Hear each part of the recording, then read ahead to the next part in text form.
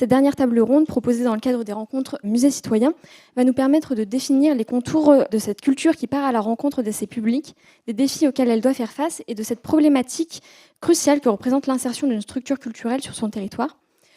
Et donc, pour discuter de ces enjeux, Alex Dargent, Juliette Barthélémy et Quentin Brighton nous feront part de leur expérience dans leurs pratiques professionnelles respectives et nous donneront un aperçu de ce que représente pour eux cette notion de culture itinérante. Et donc, Juliette Barthélémy, vous êtes actuellement directrice de la médiation au Louvre-Lens. Antenne délocalisée du Louvre dans les Hauts-de-France, le Louvre-Lens ambitionne de s'implanter sur le territoire lensois et bien au-delà. Donc, en 12 ans, c'est près de 6 millions de visiteurs qui ont fréquenté ce musée, et ceci permis par un travail auprès des habitantes et vivant à proximité du musée. Alexa Dargent, donc vous êtes artiste pédagogue dans le domaine du théâtre et vous dirigez l'association Le Bazar Culturel, implantée dans les Yvelines et l'Eure-et-Loire. La compagnie pluridisciplinaire produit des spectacles, développe des activités de pratique artistique et a la particularité de réunir des artistes, des médiateurs culturels et animateurs sociaux. Donc vous intervenez dans tout le département et particulièrement via le projet du Culture Truck sur lequel nous reviendrons. Donc il y a un camion aménagé de 18 mètres cubes qui vous permet d'aller à la rencontre des publics éloignés de la culture. Et Quentin Brighton, vous êtes responsable de la communication, de la formation et de l'animation au sein de l'hôpital gériatrique Paul Doumer de La Bruyère dans l'Oise, donc qui était un établissement faisant partie de l'assistance publique des hôpitaux de Paris. Et vous avez mené depuis quelques années des partenariats avec différentes institutions culturelles, donc permettant ainsi à vos patients en incapacité de pouvoir se déplacer, de pouvoir avoir accès à la culture. Et citons par exemple le projet d'escape game avec le château de Versailles, des ateliers intérieurs générationnels, avec le Centre des Monuments Nationaux et le château de Pierrefonds. Et donc, pour débuter cette table ronde, et histoire d'être originaux, nous allons débuter avec une question de définition. Donc, on entend de plus en plus parler de projets hors les murs et en itinérance dans la culture. Donc, ces termes sont maintenant omniprésents dans nos pratiques, mais recouvrent de réalités différentes. Pouvez-vous nous donner votre point de vue sur la définition de ces deux termes au regard des initiatives qui ont été menées dans vos contextes professionnels respectifs ? Voilà, je ne sais pas. Juliette, souhaites-tu commencer ou... Oui, je peux. Alors, dans le contexte du métier qui est le mien aujourd'hui au Louvre-Lens, oui, on parle beaucoup de hors les murs. Le hors les murs, ça veut dire, comme le dit son nom l'indique, puisqu'il faut des définitions, c'est qu'on part hors de nos murs et qu'on emmène avec nous un petit bout du musée pour aller en parler à des gens qui n'ont pas encore eu le contact avec notre institution. Je rappelle juste, il faut que je donne une définition, mais je rappelle juste que le contexte du Louvre-Lens est particulier, enfin en tout cas dès sa naissance, donc quand il est implanté en 2012, on implante un musée dans un territoire dans le cadre de la décentralisation des musées. Finalement, c'était déjà du hors les murs, puisque en fait, on prend les œuvres qui sont au Louvre et on les emmène dans un autre musée, dans un autre lieu qui construit et dédié à les accueillir à plusieurs centaines. Bon, c'est pas si loin que ça. Je rappelle qu'en 1h15, on y est. Peut-être pas de Versailles quand même, mais en tout cas de Paris. Mais enfin, voilà, c'était un véritable effort déjà de hors les murs. Ça, c'est déjà la première chose. Et puis que aussi, ça n'était finalement pas suffisant. Et je reviens à cette définition du hors les murs, c'est que ça n'était peut-être pas suffisant. C'était un énorme pas, c'était incroyable, c'était un geste architectural, un geste même de la part des équipes de conservation du Louvre, un geste vraiment de grande générosité et de grande ouverture d'esprit. Mais finalement, ça n'était quand même pas suffisant. Parce que si on n'avait pas mis derrière des équipes de médiation pour créer le lien avec les publics, eh bien peut-être que ces œuvres seraient restées seules entre les murs et que les gens n'auraient jamais osé passer la porte. Et donc ça rejoint un peu tout ce qu'on s'est dit aussi dans la journée, c'est que c'est pas si simple que ça d'être en contact avec l'œuvre d'art. Donc le concept de hors les murs, il est dès le départ finalement, c'est rigolo parce que moi j'étais au Palais des Beaux-Arts pendant 15 ans avant, donc c'était un musée qui est très central. On faisait déjà du hors les murs pour les publics qu'on dit empêchés, enfin voilà, pour des gens qui ne pouvaient pas se déplacer. Je veux dire qu'on en faisait, mais on peut s'en passer parce qu'on a déjà une fréquentation en étant en centre-ville. Alors qu'au Louvre-Lens, la première chose qu'ont fait les équipes en arrivant, c'était de faire du porte-à-porte.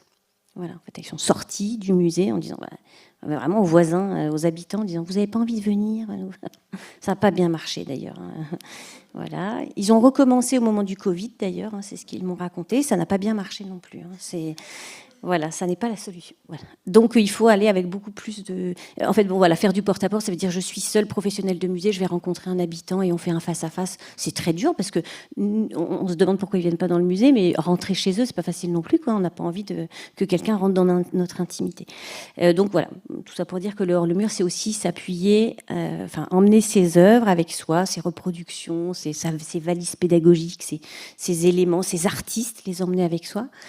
Et puis, pour le point de rencontre, en général, on s'appuie sur des structures qui nous accueillent. Voilà. On ne s'appuie pas sur l'habitant tout seul ou plus difficilement, mais il y aura d'autres exemples. Mais souvent, on s'appuie sur des structures qui nous accompagnent et qui elles-mêmes fédèrent et préparent ces visiteurs extérieurs à notre arrivée.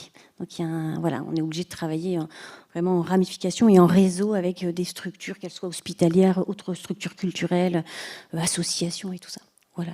Pour l'itinérance, je peux peut-être vous laisser aussi reprendre la main sur la définition, la manière de distinguer, parce qu'on en avait discuté. Oui, tout à fait. Alors, il y a déjà beaucoup d'éléments qui ont été donnés par Juliette, mais effectivement, je vais juste rajouter que les deux termes sont synonymes. La distinction entre les deux vient surtout du fait que l'itinérance, on dirait, ça semble aller plus loin que le hors-les-murs. Le hors-les-murs, il y a vraiment cette notion de prendre une institution fixe, une institution en dur, et la déplacer dans d'autres locaux. Mais c'est pas parce qu'on fait du hors-les-murs, comme l'a dit Juliette, que les publics vont venir. Dans la notion d'itinérance, au-delà de la dimension de parcours dont on pourrait reparler, qui est le fait de se déplacer dans différents lieux pour proposer la même action, il y a aussi la notion d'aller vers les publics. Et c'est ça qui, à mon sens, fait toute la différence entre le hors-les-murs classique, entre guillemets, et l'itinérance. Voilà. Pardon. Vas-y, Juliette, vas-y. Non, vas-y, je te reprie. Abonde. Je vais pas t'embêter. Alors, non, juste pour abonder ce qui a été justement dit, moi, je vais pas me placer du coup dans la posture qui propose de la culture. Moi, je suis plutôt le récepteur.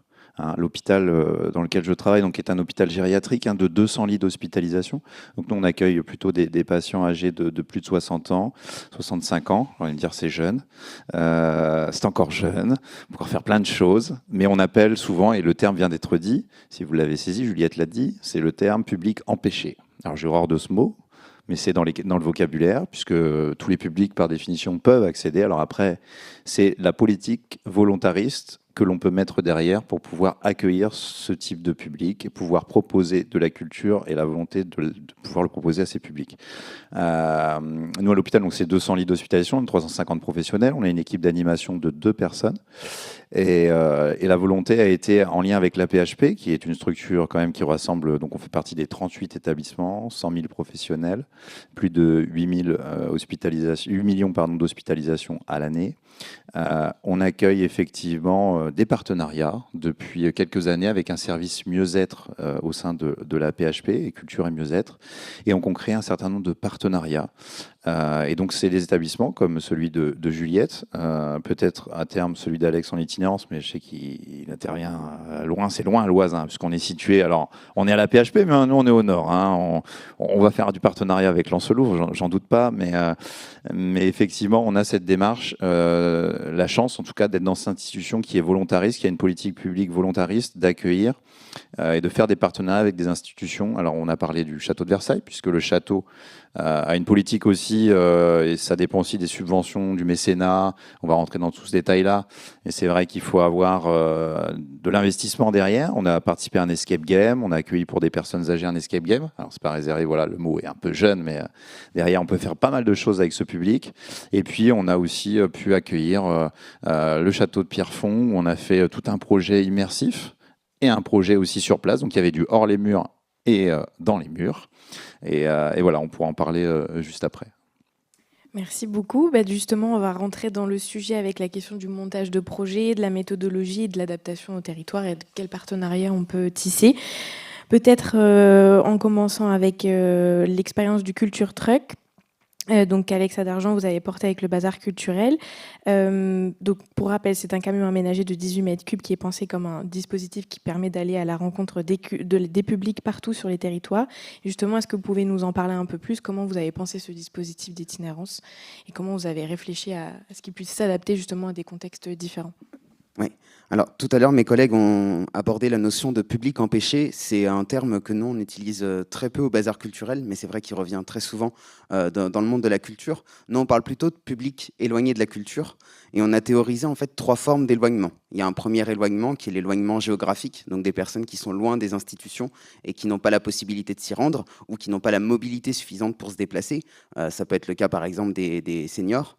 On a l'éloignement financier pour des personnes qui n'ont pas le budget. Ça peut arriver qu'on ait des familles, surtout quand on a beaucoup d'enfants, que ce soit compliqué d'accéder à la culture, même s'il y a des dispositifs financiers qui sont régulièrement mis en place dans les institutions. Il y a aussi beaucoup de personnes qui ne le savent tout simplement pas.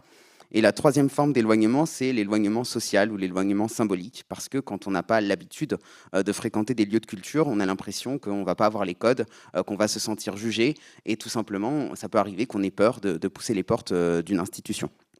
Et donc l'objectif de l'association Le Bazar Culturel et du Culture Truck a fortiori, c'était vraiment de lutter contre ces 3 formes d'éloignement et donc de proposer des actions qui puissent aller à la rencontre des publics, mais de différentes manières. Donc sur la question de l'éloignement géographique, effectivement, on va au plus près du public. Alors au départ, ça s'est fait beaucoup avec le camion. Aujourd'hui, l'association a grossi et il faut savoir que malheureusement, il y a peu de personnes qui sont habilitées à conduire le camion. Donc aujourd'hui, on intervient de plus en plus directement dans les structures. Donc on se déplace avec notre matériel et on s'installe dans la structure. Le camion tourne encore, mais dans les faits, aujourd'hui, je suis le seul à avoir la capacité de le conduire. Donc voilà, pour l'éloignement géographique, on va vraiment au plus près des habitants.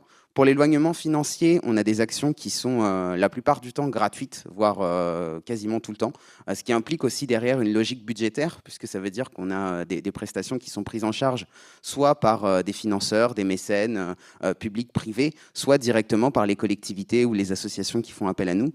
Et sur l'éloignement social, ça se joue par le fait que, comme vous l'avez rappelé tout à l'heure, on est dans l'association des artistes, mais aussi des médiateurs culturels et des animateurs. Et l'idée, c'est que les rôles tournent et qu'en tant qu'artistes, les artistes ne participent pas qu'au spectacle. On a parfois des artistes qui font de la médiation culturelle et par exemple, ça peut arriver qu'une comédienne anime un atelier radio pour des publics et que la semaine suivante, elle vienne faire un spectacle. Et donc, ça nous permet de créer du lien avec les gens et d'entretenir en fait des rapports qui vont être autres que ceux qu'on peut avoir quand on est le comédien sur scène et les gens dans le public, où il y a quand même une barrière, surtout pour des personnes qui découvrent le théâtre à ce moment-là. Donc l'idée, c'est vraiment de casser au maximum ces barrières.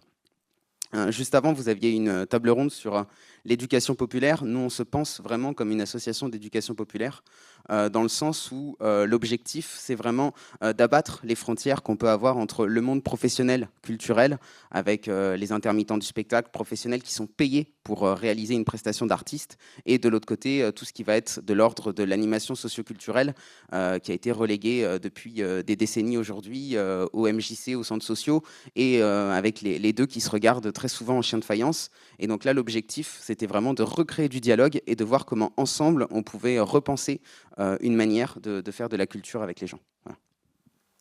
D'accord. Donc on a commencé aussi à l'aborder.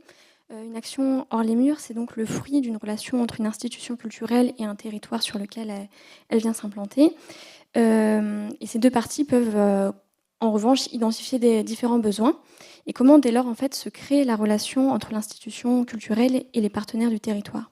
Donc, par exemple, le Louvre-Lens a réussi à s'implanter sur son territoire en menant de nombreux projets auprès d'un certain nombre d'acteurs et d'actrices locaux. Est-ce que vous pouvez, par exemple, nous expliquer la manière dont cette relation se construit généralement ? Là, Alexandre vient de citer les 3 types d'éloignement et de type de public. Finalement, nous, on va parler aussi d'un public qui est éloigné de la culture, musée, plutôt qu'effectivement de parler de public empêché, etc. Parce qu'empêché, ça donne l'idée qu'il manque des choses, alors qu'en fait, c'est juste que, voilà, peut-être qu'on n'a pas le même langage. Donc on va parler plutôt d'un public éloigné de la culture musée et, voilà, et de tous les efforts. Et c'est vrai que les tables rondes précédentes, elles nous ont bien montré les efforts qu'il fallait que l'on fasse pour être capable d'entendre les voix, et même si elles étaient dissonantes, voire de transformer ces voix qui nous semblent dissonantes en voix harmonieuses. Donc ça, c'est tout un travail aussi qui est assez long pour les institutions. Mais c'est vrai je disais tout à l'heure que ce musée s'était implanté, que finalement il ne pouvait pas fonctionner si on n'avait pas été un peu chercher le visiteur et si on n'avait pas été lui dire que... et puis tout à l'heure, notre collègue l'a dit ici, notre homologue a dit qu'il fallait faire l'effort aussi de sortir, d'aller dire est-ce que vous acceptez de m'accueillir chez vous, et en échange, si vous voulez, après, vous pourrez aussi venir chez nous. Enfin, c'est un peu d'inverser parce qu'on attend tout le temps, on ouvre les portes en disant les visiteurs vont arriver. Donc là, on fait cet effort-là. Et c'est vrai, je le disais, on ne peut pas construire ça tout seul. En fait, on est des équipes. Alors, au Louvre-Lens, il y a une très belle équipe de médiation. Je pense qu'ils ont tout de suite dit que si, encore une fois, s'ils ne mettaient pas une grande équipe, peut-être que personne ne viendrait. Donc, ils ont mis une équipe de médiation. En plus, ils se sont dit que c'était un territoire qui avait beaucoup souffert, qui a des problématiques effectivement très très fortes, d'emploi, un taux de chômage très élevé, un taux de pauvreté aussi très élevé. C'est un territoire qui a beaucoup de fierté. Je ne parlerai pas du foot, mais vous le savez. Beaucoup de fierté de son passé minier, etc. Mais qui est aussi un territoire qui a beaucoup souffert. Et donc, moi, je trouve que c'était une idée géniale de se dire qu'en implantant la culture, on allait donner un outil à ses habitants pour pouvoir, voilà, en plus de ce qu'on peut leur donner, un métier, un travail, à manger, des aides ou des choses comme ça, de leur dire, il y a aussi dans votre petit sac l'outil du musée, du Louvre-Lens et même des structures culturelles autres que Louvre-Lens, parce qu'il y a plein d'autres choses culturelles aussi sur le territoire.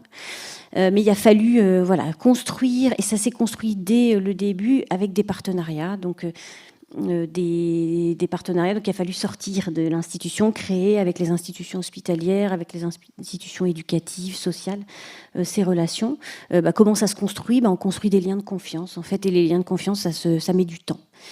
Donc aujourd'hui, au bout de 10-12 ans d'efforts, on a fait des premiers constats en disant qu'il y avait un bon visitorat, que c'était peut-être pas encore suffisant, qu'on touchait une partie du territoire mais pas complètement, et on fait même des cartographies en fait des partenariats qu'on a mis en place. Et quand on regarde ces partenariats, on a des structures qui sont toutes proches, tout autour du Louvre-Lens qui viennent, mais il y en a qui continuent à ne pas venir. Et sur un rayon d'environ, je dirais, une quarantaine de kilomètres autour, on voit dans notre cartographie que l'on refait tous les ans, qu'il y a des espaces qu'on ne touche toujours pas, malgré tous les dispositifs qu'on met en place et malgré toutes les actions qu'on peut faire envers les murs. Donc on a encore du travail, mais en tout cas, on crée un réseau de confiance. Donc le réseau de confiance, on va le créer avec des têtes de réseau, encore une fois, qu'on va inviter. Tous ces dispositifs-là, les musées connaissent, parce que tout le monde le fait. Faire des invitations aux partenaires, leur présenter la programmation, leur présenter... on fait ça aussi avec les réseaux d'enseignants. Voilà. Et puis, il y a une familiarité, et puis eux, ensuite, se font les ambassadeurs de l'institution. Et je dirais que peut-être la particularité, là, c'est qu'on va aussi co-créer avec les habitants. Peut-être que je peux montrer aussi, parce que ça je pense que vous les avez mis, du coup, les photos. Alors que je regarde. Alors, c'est d'abord l'hôpital. Je te rendrai la parole après, comme ça, le bazar. Hop. Du coup, j'ai spoilé toutes les photos, c'est bien. Pardon, parce que c'est vrai que ça... Et voilà. Justement, cette photo-là, elle est intéressante parce que ça, c'est un atelier qui est fait à l'extérieur. Ça, c'est du hors-les-murs. Donc, moi, j'ai montré plusieurs formes de hors-les-murs qui sont plus ou moins coûteuses et plus ou moins impressionnantes en termes de dispositifs et de moyens. Et celui-ci, c'est un moyen très, très simple. C'est une association qui s'appelle Femmes en Avant et qui est dans la ville de Lens, mais qui irrigue beaucoup plus de personnes qui sont de tout le territoire. Et ce sont des sollicitations que l'on fait quand on travaille sur les outils de médiation. Faire du hors-les-murs, ça nous permet aussi, c'est un des outils qu'on utilise pour créer ce lien avec le visiteur et lui donner, à ce potentiel visiteur, et lui donner une confiance suffisante pour qu'il revienne ensuite. Bon, on a dit tout à l'heure que ce n'était pas obligatoire. Ça reste quand même un de nos buts, c'est qu'ils finissent par venir au musée, même si c'est pas obligatoire.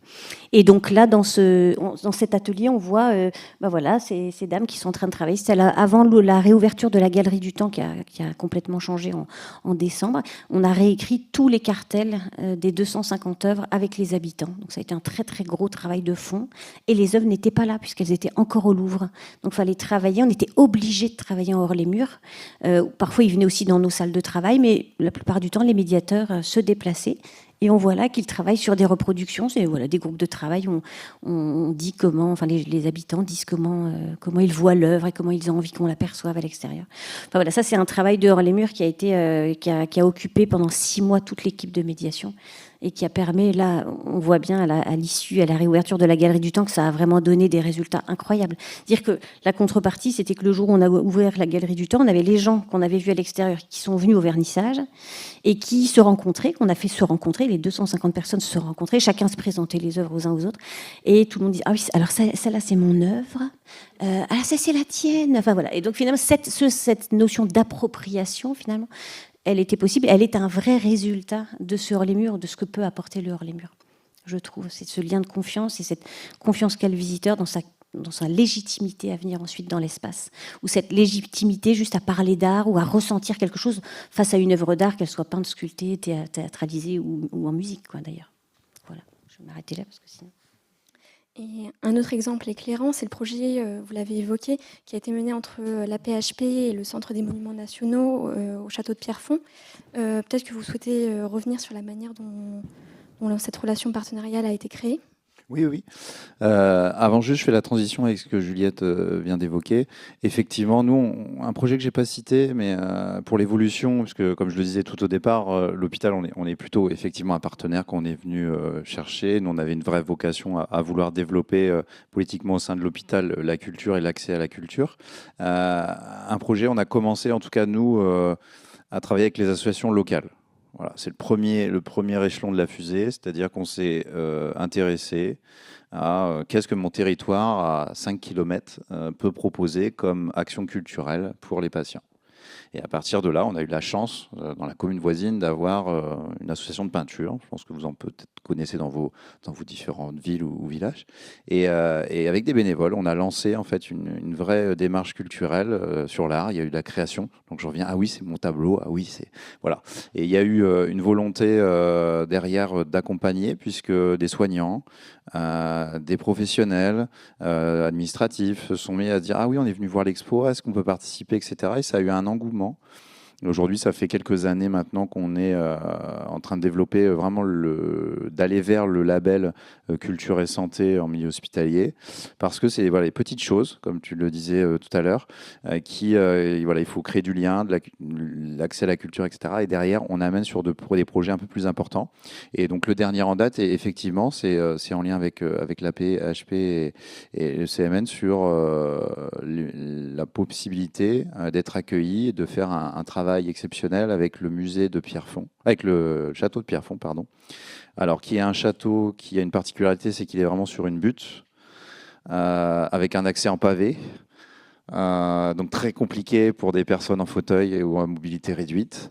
Mais on a réussi à trouver des possibilités d'accueillir en tout cas le public à Pierrefonds, de leur faire visiter en collaboration avec l'Éducation nationale, puisqu'on a emmené les patients et les personnes âgées ensemble à faire des ateliers de médiation ludiques toute une matinée. Donc ça s'est très bien passé.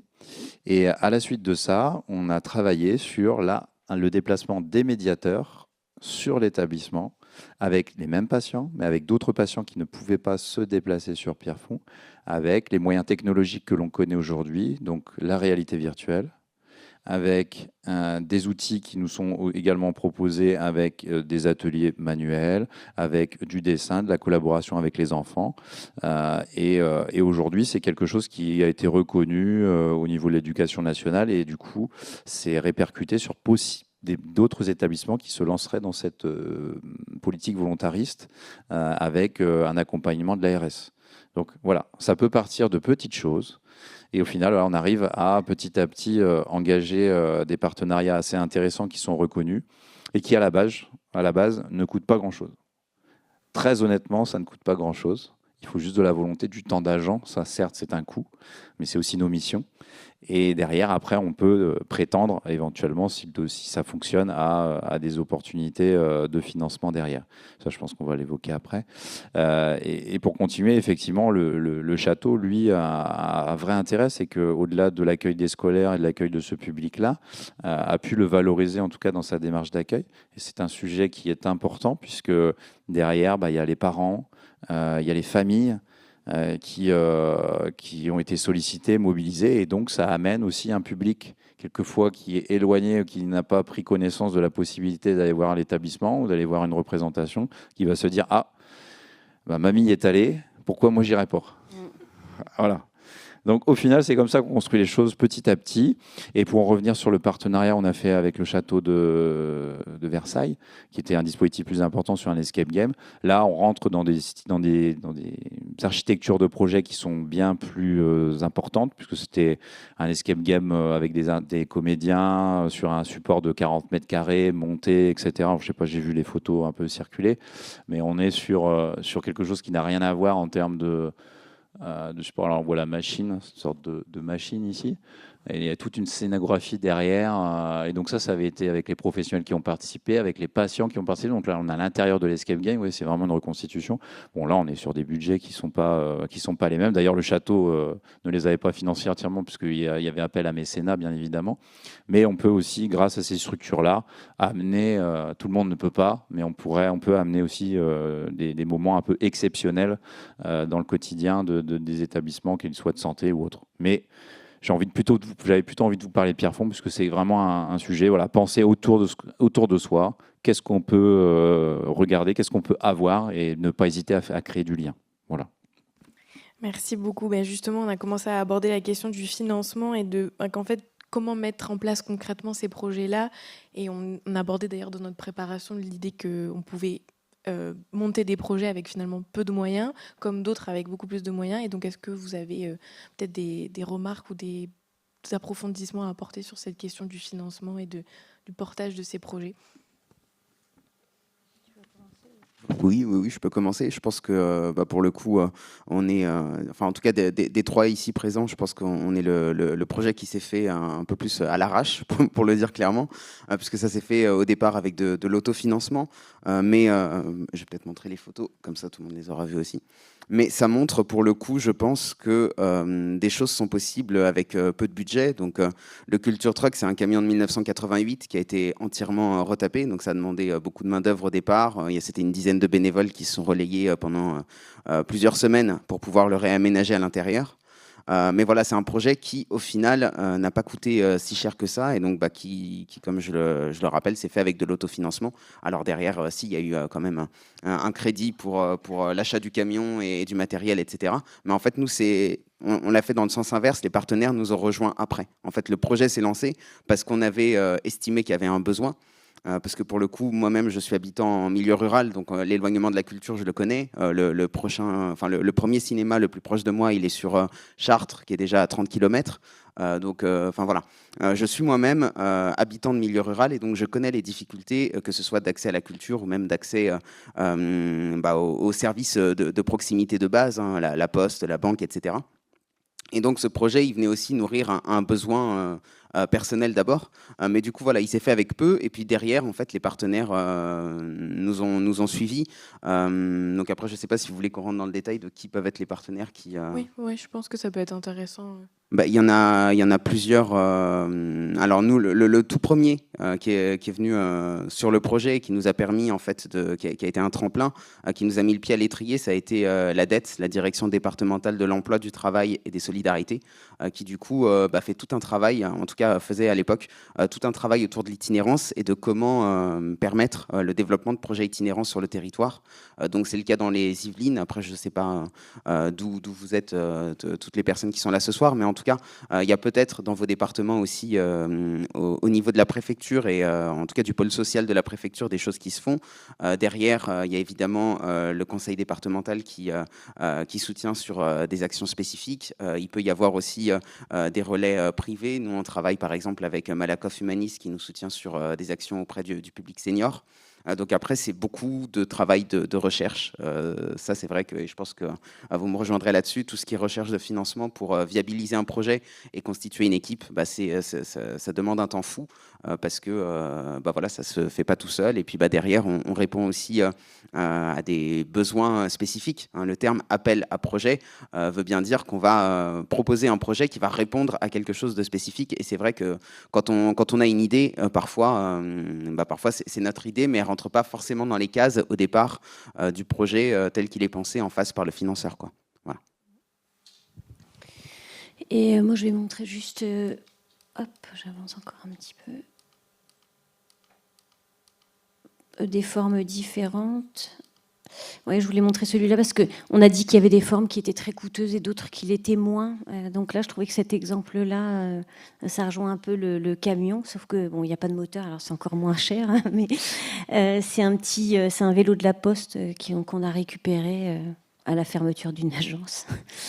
Parce que c'est un terrain, c'est quand même très rural, effectivement. Et bon, la chance du Louvre-Lens, qui est quand même incroyable, c'est que c'est un musée qui a été construit donc, par l'agence ANA, qui est une agence japonaise, donc une architecture assez sobre, qui se glisse dans le territoire et qui a été construit sur un ancien carreau minier, donc une ancienne fosse en fait minière. Et donc, il est entouré d'un parc, 18 hectares de parc. Donc ça fait partie de la visite. On joue beaucoup d'ailleurs avec le parc, qui est déjà un hors-les-murs aussi, hein, parce que on fait tout un festival l'été qui s'appelle Parc en Fête, où on fait plein d'activités dans le jardin. On prête du matériel sportif, on fait des ateliers itinérants dans le parc, on fait des spectacles, on fait venir des compagnies, on a des œuvres collaboratives, donc il y a plein de choses. Et on se rend compte dans les études qu'on fait que parfois le public va fréquenter beaucoup Parc en Fête, mais ne vient pas dans le musée. Donc après, on met en point des stratégies. Ils sont obligés d'aller chercher la glace dans le musée. Comme ça, on compte. Non, je plaisante, s'il te plaît. Mais quand même, parfois, on se tortire un peu les méninges. Et puis, parfois, on fait, comme disait tout à l'heure, j'ai oublié son prénom, notre homologue de Lyon, des Confluences, on se dit que c'est pas grave en fait, que finalement rentrer dans le parc, c'est déjà rentrer aussi dans un lieu de culture. Il faut essayer d'arrêter d'être auto-centré, quoi. Mais donc en tout cas, on a tout ce travail et ce qu'on l'a appelé le kamishi bike, puisque vous connaissez le kamishi bike, qui permet de raconter des histoires sous une forme de théâtre, hein, avec des pièces, enfin des scènes qui s'échelonnent comme ça.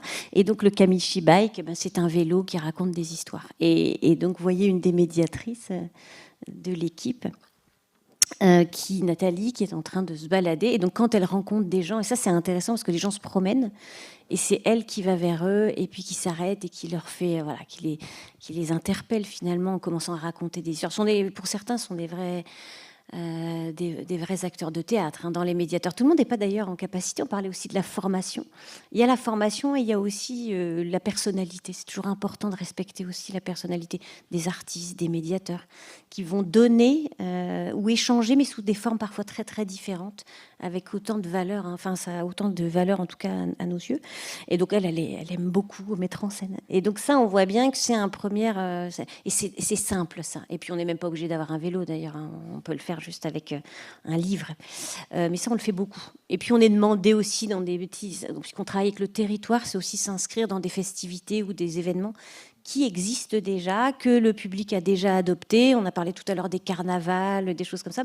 Là aussi, à un moment, c'était notre spécialité, c'est de faire des géants. Et donc, les géants, voilà, c'est une tradition du Nord aussi. Ils se baladent et représentent le Louvre-Lens dans les carnavals. En fait, le hors-les-murs, c'est accepter de se déplacer, mais il n'y a pas déplacer que le corps, hein. Il y a déplacer aussi l'esprit, accepter que son esprit se déplace et aille et soit suffisamment ouvert pour entendre des voix différentes. Donc voilà, ça c'est un processus du coup qui est super simple et qui marche très très bien hors-les-murs.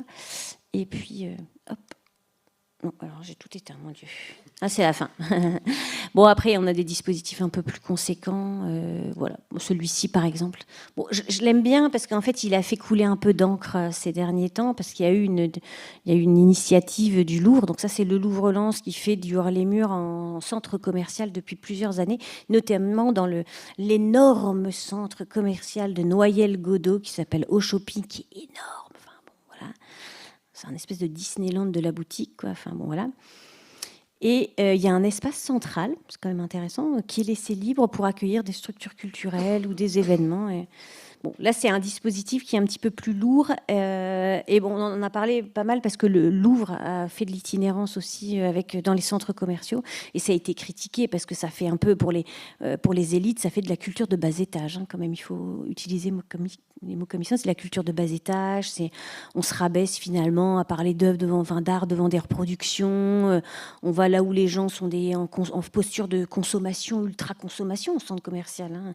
Et est-ce qu'on ne joue pas le jeu des centres commerciaux qui, finalement, sous le prétexte de mettre de la culture, font finalement venir du public plus nombreux? En réalité, les gens ne viennent pas au centre commercial pour voir le musée. Ils tombent dessus par hasard. Donc déjà, Voilà, on ne fait pas venir du public en plus. Et on les emmène. Ensuite, on leur offre à chaque fois le billet. Et on a, parce qu'on parle de partenariat, un partenariat aussi avec les services de déplacement, services de bus, parce qu'il faut savoir venir. La question de la géographie, elle est énorme. Une des raisons pour laquelle ils ne viennent pas, c'est parce qu'ils n'ont pas de bus ou parce qu'ils ne savent pas l'utiliser, le bus. Donc, on a toute une médiation aussi autour du bus et on travaille avec ces partenaires-là voilà, pour rendre gratuit. La gratuité, ce n'est pas systématique, mais ça fonctionne quand même aussi. C'est important de dire que voilà, il y a cette entrée gratuite. Donc, la Galerie du Temps du Louvre-Lens, elle est tout le temps gratuite. C'est les expositions qui sont payantes. Et là, on voit bien que c'est un dispositif alors, qui est plus coûteux, qui va coûter entre 20 000, 30 000 euros. Il faut une infrastructure, il faut construire une petite scéno, il faut faire venir du personnel pendant une semaine. Tous les médiateurs du Louvre-Lens qui sont là, on crée des activités, on vient avec du matériel. Voilà. Et moi, ça fait 2 fois que je le fais. Et les critiques, elles m'agacent, en fait, parce que c'est facile de critiquer quand on est à l'extérieur et qu'on n'est pas en charge de faire venir du public qui n'a jamais mis les pieds, puis qui n'est même pas sensible, parce qu'en fait, il s'en fout, parce qu'en fait, il trouve qu'il vit très bien sans, en fait, la culture. Non, mais c'est vrai, il s'en fout, en fait. Et nous, on est en train de lui dire, mais si, tu vas voir, ça va te faire du bien de venir au musée. Mais attends, ta vie, tu peux très bien vivre sans venir au musée, en fait. La culture, elle est aussi importante, on en parlait tout à l'heure, que le sport, par exemple.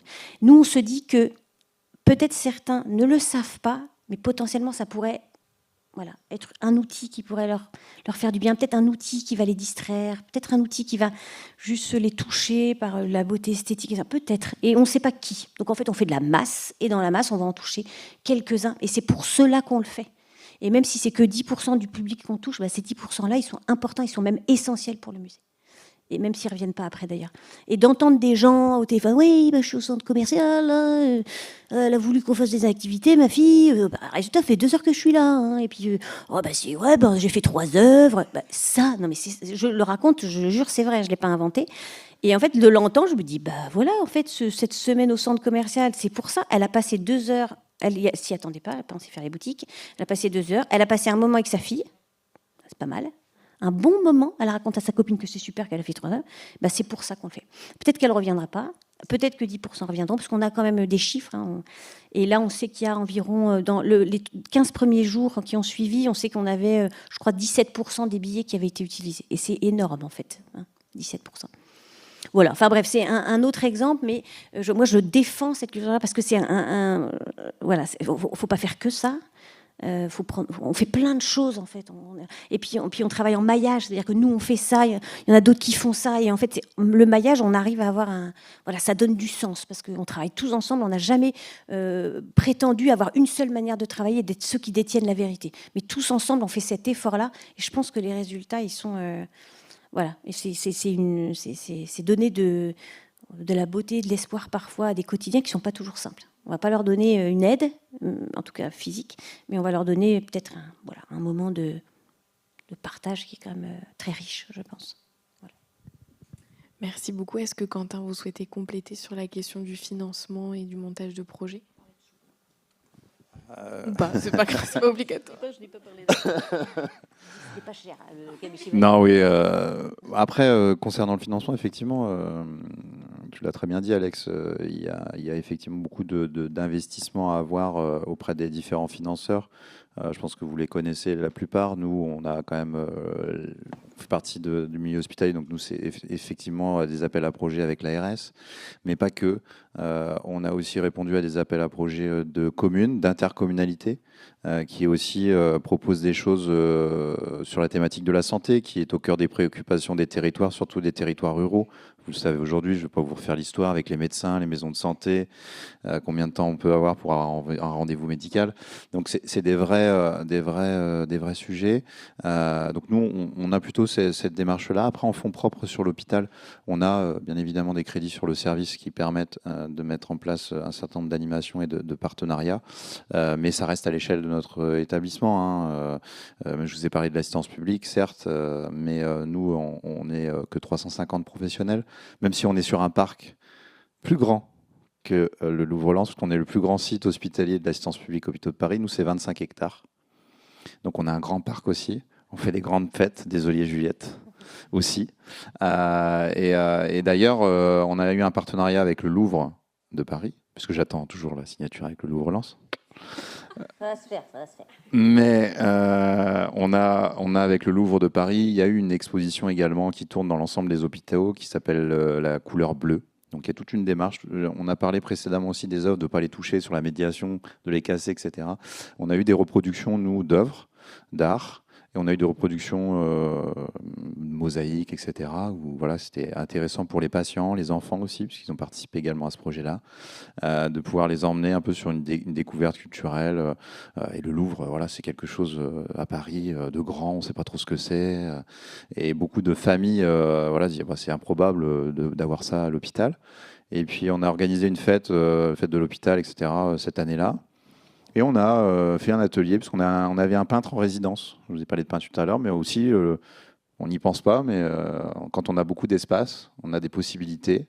Souvent, alors, il y a eu des fermetures de lits, certes, mais il y a aussi des espaces de logistique, etc. Et on avait des peintres en résidence. Et donc, on a utilisé aussi ces peintres, ces acteurs culturels en résidence dans notre établissement de santé pour pouvoir lancer un peu des ateliers. Et parmi cette fête, il y avait un atelier peinture. Et à la fin, on donnait un accès au Louvre. Et on s'est aperçu qu'au retour après des tickets qui avaient été donnés, on était pareil, sur 11% à peu près, je crois 10 ou 11% des personnes qui avaient récupéré les tickets, y sont allés. Donc voilà, en fait, c'est des petites démarches, des petites choses, mais voilà, on a tous un rôle à jouer sur le hors-les-murs, sur l'itinérance, qui permet à des publics dans des territoires ruraux, à des publics éloignés de la culture, de pouvoir, avec ces démarches-là, leur redonner la possibilité ou leur donner la possibilité de découvrir les œuvres actuelles. Voilà. Et je pense que ce qui les touche beaucoup, ce qui touche aussi beaucoup le public, c'est la rencontre avec les artistes. Ça, c'est vraiment quelque chose de très... que la démarche soit des artistes qui se déplacent et d'avoir cette rencontre en face à face avec des vrais artistes. Parce que nous, on a beaucoup d'artistes morts. Mais c'est vrai qu'avec une culture itinérante, c'est aussi permettre à l'artiste lui-même, celui d'où émane l'idée ou la créativité, ça c'est aussi quelque chose d'assez magique dans la relation. Donc, justement, au-delà de la question du financement, on se pose la question des publics et justement de comment on pense des projets pour que ceux-ci correspondent à une demande et à des besoins qui très spécifiques pour certains publics, ou voire même pour une demande qui n'a pas été formulée par des publics, et comment voilà, on arrive avec une offre culturelle qu'on espère appropriée. Je vais peut-être commencer. Alors, il y a plusieurs choses là-dedans. Déjà, comme l'a rappelé Juliette tout à l'heure, on construit beaucoup avec le partenaire qui nous accueille. Parce que comme on ne travaille pas en direct avec les publics, il y a toujours une structure intermédiaire. Et cette structure, elle peut porter des projets à l'année. Et donc, notre partenariat, en tout cas, c'est pour le bazar culturel, notre partenariat peut s'inscrire dans un projet qui est porté par la structure. Par exemple, si on intervient dans une école, si, je ne sais pas, ils ont un sujet pédagogique autour de l'histoire, et bah peut-être qu'ils vont nous faire intervenir sur le thème de l'histoire et que notre intervention culturelle va rentrer dans ce cadre-là et donc va permettre la conduite, la poursuite d'un projet pédagogique engagé par l'enseignant. Ça, c'est une première chose, c'est que le partenaire nous passe commande de quelque chose qui répond à un besoin pour lui. L'autre possibilité, c'est qu'on le mette en lien avec notre offre de spectacle. Parce que comme on a des spectacles, si en face de nous, on a un partenaire qui n'a pas d'idée, c'est le but de la médiation culturelle, c'est quand même de faire du lien avec une œuvre artistique au départ. C'est pas juste de faire de l'animation culturelle. Donc si le partenaire en face n'a pas d'idée, nous, on va lui proposer, par exemple, on a un spectacle qui marche très bien, aussi bien avec les jeunes qu'avec les plus âgés, autour des Fables de La Fontaine. Et donc, on peut très bien construire un projet autour des Fables de La Fontaine, par exemple. Nous, en termes d'offres, ce qui a été déterminant et ce sur quoi on insiste régulièrement auprès des partenaires, c'est quand on nous demande par exemple des ateliers pour les petits ou des ateliers pour les seniors. Moi, ça me fait toujours un petit peu grincer des dents, et donc en fait on a décidé que ce serait la même offre culturelle pour tous les publics. Donc on a une plaquette qui regroupe nos spectacles, qui regroupe nos ateliers, qui regroupe nos parcours du spectateur, et en fait c'est la même pour tous les âges. Alors il y a des ateliers parfois qui sont un peu spécifiques, par exemple pour les maternelles, on a 2 ou 3 ateliers qui sont vraiment spécifiques pour ce public, mais sinon c'est la même plaquette, ce qui veut dire qu'on peut faire de la radio aussi bien avec des enfants de 6 à 8 ans qu'avec des seniors de 65-70 ans qui sont en résidence autonomie. Et donc le but du jeu, ça va être de dire la culture, elle est la même pour tout le monde, et c'est pas tant l'offre que la manière dont on apporte cette offre qui va être importante. Et donc nous, à partir de cette plaquette, de ces activités qu'on a, après, donc on se positionne avec le partenaire ou avec les gens. Ça arrive beaucoup dans des résidences autonomie, que ce soit les animateurs, les animatrices de la résidence qui vont sonder les personnes qui vivent dans la résidence et leur demander, voilà, on a la possibilité d'avoir un atelier tel, un atelier tel, un atelier tel, qu'est-ce qui vous intéresse le plus? Et donc après, c'est les gens aussi qui peuvent choisir, mais en tout cas, ça part pas de rien. On construit vraiment à partir de la plaquette que nous, on a émise et des propositions qu'on fait. Et ça génère parfois des choses qui sont intéressantes. Par exemple, récemment, on a fait du stop motion. Je ne sais pas si vous voyez ce que c'est les images qui défilent photo par photo avec un public de seniors. Et donc au début, cet atelier, quand il était dans la plaquette, on nous appelait que pour faire de l'animation auprès des enfants. Et quand on a commencé à mettre ça en place, de dire la culture, elle est la même pour tout le monde, et qu'on a commencé à dire on peut faire du stop motion avec des personnes âgées, et en fait, on s'est rendu compte que ça fonctionnait énormément, parce que ça leur rappelait aussi, quand elles étaient plus jeunes, le petit livret là, qui défile avec les dessins. Et donc, on a même des personnes qui sont devenues autonomes dans leur pratique. On a une dame dans une résidence sur HR qui nous envoie régulièrement les stop motion qu'elle continue de créer, parce que du coup, elle a téléchargé une application sur son téléphone, et donc elle fait du stop motion quand elle a du temps libre. Et donc, ça permet en fait des trouvailles comme ça qu'on n'aurait pas forcément eu si on avait dit non, le stop motion c'est une activité pour les enfants. Voilà. Oui, c'est ne pas catégoriser, enfin ne pas prendre faire les choix à la place du public. Ça, c'est vrai que c'est très important, et considérer que telle chose va plaire à telle autre. Alors nous, on est plutôt gouverné par les expositions, la galerie du temps d'un côté, et puis les expositions qui vont quand même nous orienter sur les propositions qu'on va faire. Par contre, on fait des propositions qui sont voilà, peut-être un peu génériques au départ.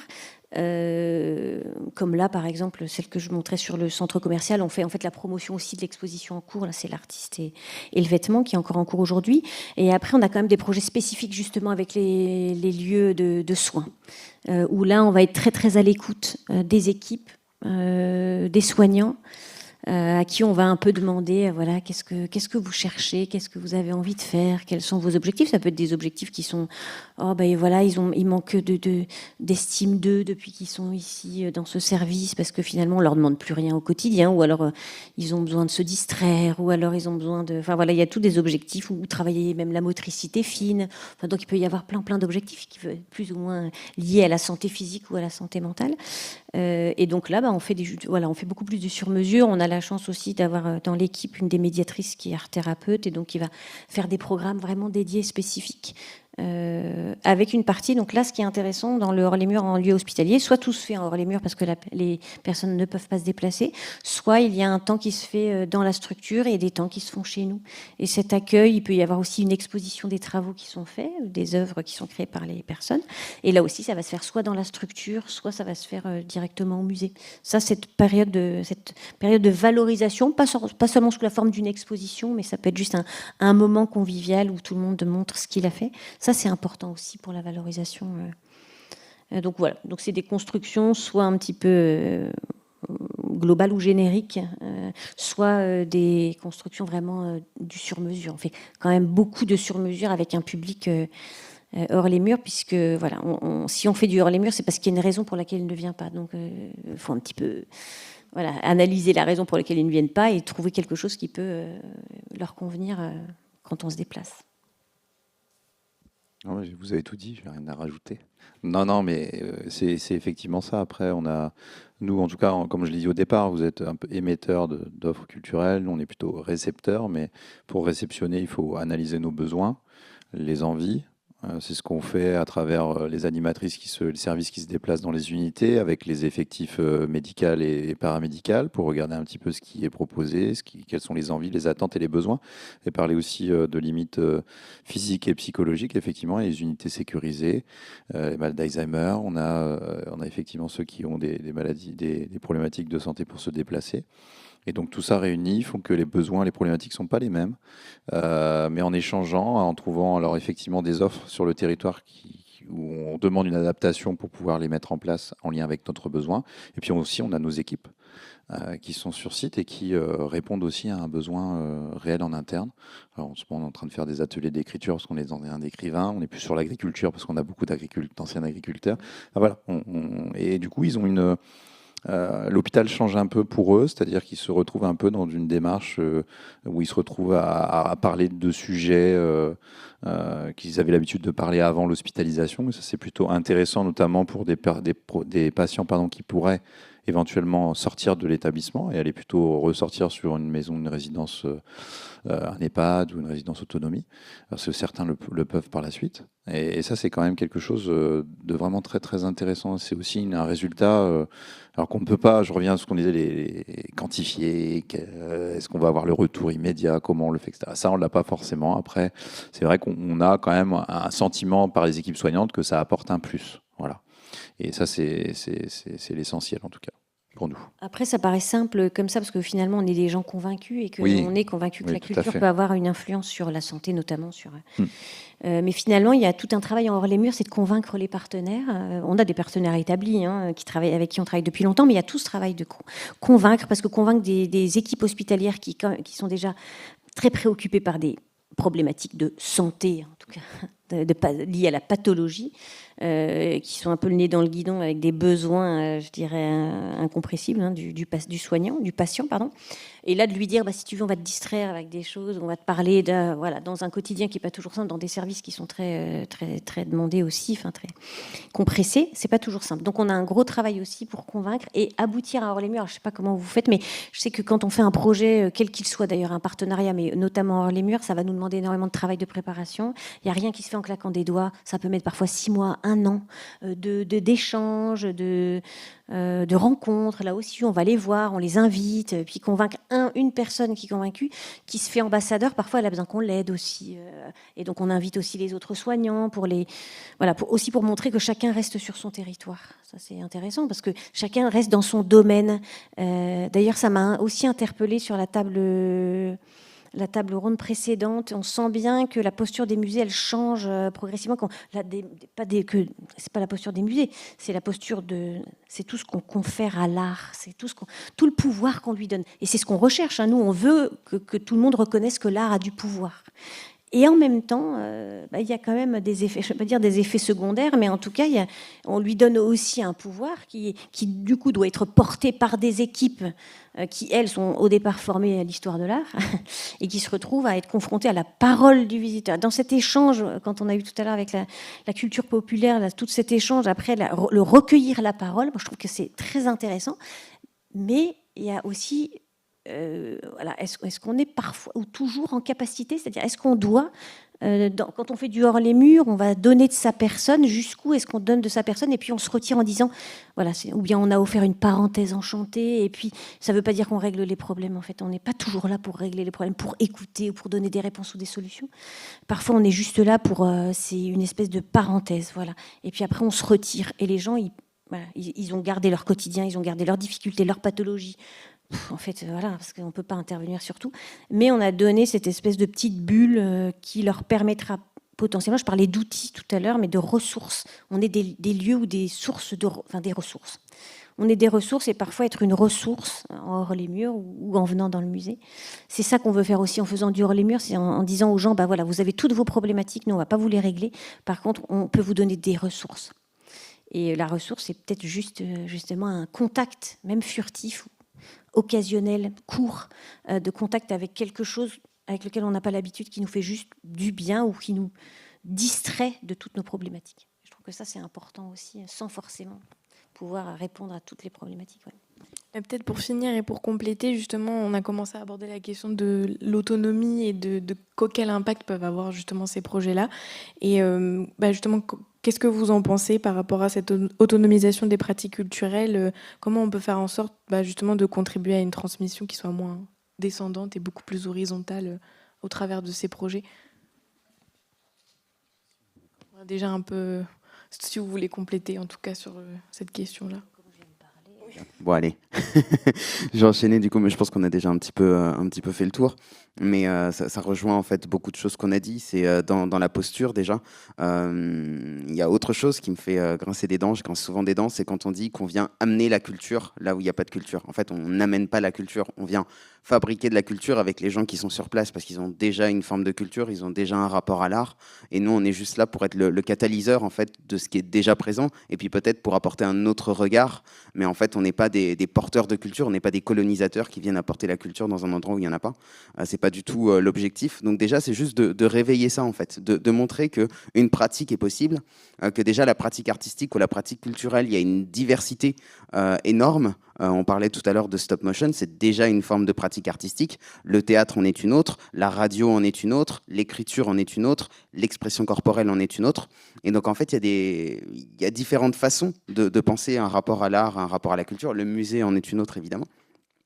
Et donc la question, c'est déjà en fait, l'objectif, le premier objectif, c'est déjà de montrer qu'en fonction de l'endroit où on est, nous on est très attachés aussi à la notion de parcours, en fonction de l'endroit où on se trouve dans notre parcours d'émancipation intellectuelle, d'émancipation culturelle, d'émancipation politique, on peut choper quelque chose et se construire à partir de ça. Je voulais dire autre chose et puis j'ai perdu mon idée, donc voilà, je vais m'arrêter là.